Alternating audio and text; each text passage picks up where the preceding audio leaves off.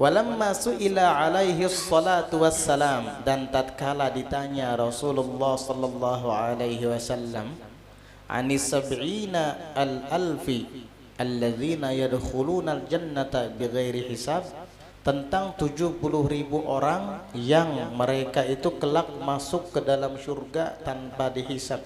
Min ummatihi, mereka itu adalah daripada umatnya sendiri, yakni umat Nabi Muhammad sallallahu alaihi wasallam. Jadi ada di antara umat Nabi itu yang mereka masuk surga tidak dihisab, jumlahnya 70.000 orang. Mudah-mudahan kita termasuk dalam kelompok ini. Ditanya Nabi sallallahu alaihi wasallam tentang mereka, siapa? Faqala, lalu Nabi menjawab, humul ladzina la yastarqun, mereka adalah orang-orang yang tidak minta ruqyah. Ketika mengalami penyakit, mereka tidak minta ruqyah, tawakal aja kepada Allah. Wala yaktawun, dan tidak pula menggunakan besi panas. Ini terapi orang dahulu. Orang dahulu kalau lagi sedang mengalami sakit pada sendi-sendi tubuh mereka, maka mereka memanaskan besi lalu menempelkan ke tempat yang sakit, tentunya dengan cara yang aman. Itu disebut dengan kai atau iktiwa, kayak disetrika pakai besi panas, tapi aman, ada cara-caranya. Itu terapi orang dulu. Artinya ketika dia merasa sakit pada badan atau persendian, dia tidak berobat, tawakal kepada Allah. Wala yatatayyaruna, dan mereka juga tidak beranggapan sial, tapi semua mereka kaitkan kepada Allah. Ini tipe umat yang masuk surga tanpa dihisab, tidak pernah tatayyur, menganggap sial sesuatu. Wah nih Jar, kalau masuk bulan Safar ini bahaya nih, banyak bala nanti ini, banyak yang kecelakaan, banyak musibah. Oh, nggak boleh seperti itu.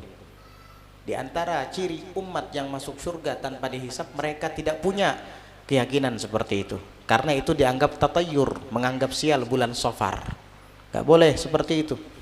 Tugas kita berdoa, bukan menyangka-nyangka.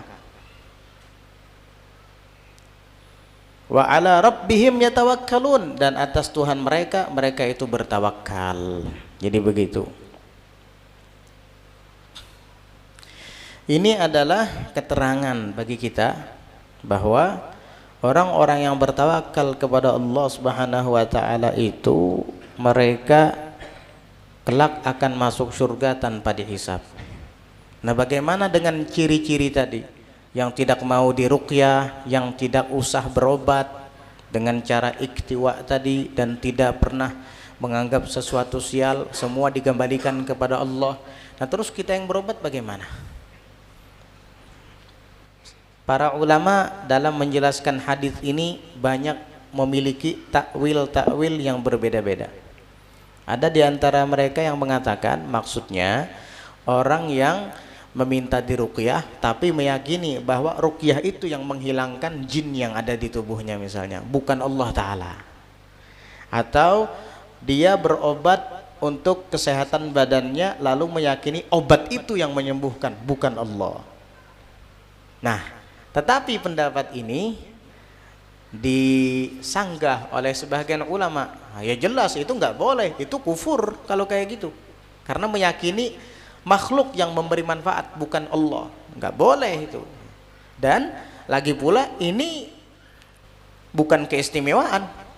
Kalau seandainya orang yang berobat dan yang meyakini bahwa Allah yang menyembuhkan bukan obat, atau orang yang kesurupan lalu diruqyah dan meyakini bahwa Allah yang menghilangkan jinnya bukan ruqyahnya, semua orang mukmin begitu, berarti semua orang mukmin masuk surga tanpa dihisab. Nah, sehingga Al-Qadhi Iyad menjelaskan bahwa ini adalah kelebihan, ini adalah keistimewaan, dan tidak semua orang bisa melakukannya. Makanya Nabi hanya menyebutkan 70.000 orang saja yang masuk surga tanpa dihisab, jika bisa melakukan seperti ini. Bisa nggak kayak gini? Sakit gigi nggak usah diobati, tawakal Allah sudah. Paling sejam pian kuatnya. Tawakal Allah, tawakal Allah. Akhirnya apa? Tukarakan bang paracetamol. Jadi begitu. atau misalkan badan sedang pegal-pegal, dia tawakal ala Allah, ini dari Allah dan Allah juga yang menyembuhkan. Kalau ditakdir sembuh ya sembuh. Oleh karenanya kemarin sudah dibahas derajat orang yang bertawakal itu beda-beda. Kalau orang yang sudah bulat imannya bisa seperti itu. Kalau kita yang masih tanggung ini jangan macam-macam. Jadi begitu. Dan kalaupun mereka yang sudah bulat imannya ini berobat, maka mereka meyakini bukan obat yang menyembuhkan, tetapi Allah Subhanahu wa taala yang Maha menyembuhkan. Kamu sakit apa? Sakit mata. Kok sudah sembuh? Iya, karena saya beli obat. Obatnya datang dari luar negeri. Oh, hebat. Iya, ini obat hebat sekali, ini obat.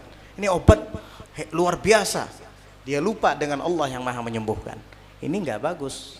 Ini nggak bakalan masuk surga bighairi hisab kayak gini. Justru kadang obatnya itu bisa membahayakan kalau seperti itu.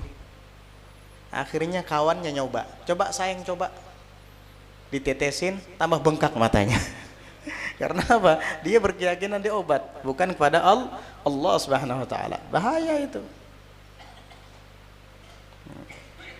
Jadi orang-orang bertawakal itu derajatnya macam-macam. Pernah Al-Imam As-Sahabiyul Jalil Imran bin Husain radhiyallahu anhu, sahabat Nabi. Imran bin Husain ini sahabat Nabi. Beliau memiliki penyakit. Ada yang mengatakan penyakitnya adalah basur. Basur itu ambien, wasir kata orang Banjar. Bahasa Indonesia ya wasir ya. Ambien bahasa medisnya, wasir bahasa Indonesianya, basur bahasa Arabnya, bawasir jamaknya. Jadi orang ini mengalami penyakit ambien. Beliau ini sahabat Nabi Imran bin Husain radhiyallahu anhu. Bahkan beliau yang menjadi penyebab datangnya hadits in lam taqdir an tusalliya qa'iman fasalli qa'idan thumma muttaji'an thumma mustalqiyan. Begitu. Jadi beliau orang pertama yang menjadi datangnya hadis tersebut ketika mengadukan kepada Nabi tentang penyakit basurnya itu, tentang penyakit ambiennya itu. Ya Rasulullah, saya ini punya penyakit ambien, gak bisa sholat berdiri, bagaimana? Nabi mengatakan kepadanya, kalau kamu tidak bisa sholat berdiri wahai Imran, maka sholatlah duduk. Jika tidak bisa duduk, sholatlah berbaring. Jika tidak bisa, maka telentanglah. Jika tidak bisa juga, mati berarti, sholati aja. Kan begitu. Suatu ketika beliau ini Imran bin Husain didatangi oleh malaikat, mungkin karena kesabarannya menghadapi penyakit basur tadi, penyakit ambien tadi. Itu malaikat datang dan mengucapkan salam kepada beliau jiharan dengan jelas. Beliau mendengar salam malaikat itu dan beliau menjawab, waalaikumsalam warahmatullahi wabarakatuh ya malaikatur rahman. Sering malaikat itu berdatangan kepada beliau mengucapkan salam radhiyallahu anhu arda, hingga beliau sudah tidak kuat, padahal tadinya sudah tawakal, tidak kuat dengan penyakit ambiennya itu. Maka beliau mendatangi Rasulullah SAW dan minta didoakan agar sembuh. Nabi Rasulullah apabila berdoa pasti diijabah oleh Allah. Nabi kemudian mendoakan Imran bin Husain agar disembuhkan dari penyakit ambiennya. Setelah Nabi mengangkat tangan dan berdoa, Allah langsung sembuhkan penyakit Imran bin Husain. Beliau pulang ke rumah dengan hati gembira karena penyakit ambiennya sudah sembuh. Tetapi setelah beliau sembuh dari ambien, malaikat-malaikat yang biasanya berdatangan dan mengucap salam kepada beliau sudah tidak ada lagi. Heran beliau, hari pertama ditunggu, ada nggak nih malaikat datang mengucap salam kepada saya? Nggak ada. Hari kedua nggak ada juga. Heran beliau. Lalu kemudian beliau pun mendatangi Rasulullah sallallahu alaihi wasallam dan memberitahukan tentang ihtijabul malaikah anhu, tentang para malaikat-malaikat yang sudah tidak mau lagi mendatanginya, yang menutup diri daripadanya. Padahal sebelumnya para malaikat itu mengucapkan salam dan beliau mendengar dengan jelas lalu menjawabnya. Maka Nabi tersenyum dan mengatakan, ihtijabuhum bisababi syifaik. Para malaikat itu menutup diri darimu dan tidak nampak lagi kepadamu karena kamu sudah sembuh dari penyakitmu. Malaikat itu tadinya datang kepadamu karena kamu kuat tawakal kepada Allah, karena kamu tidak mengobati penyakitmu itu dan kamu sabar menghadapinya. Sehingga para malaikat datang karena senang berkawan denganmu dan mengucapkan salam. Oh, itukah sebabnya ya Rasulullah? Iya, itu.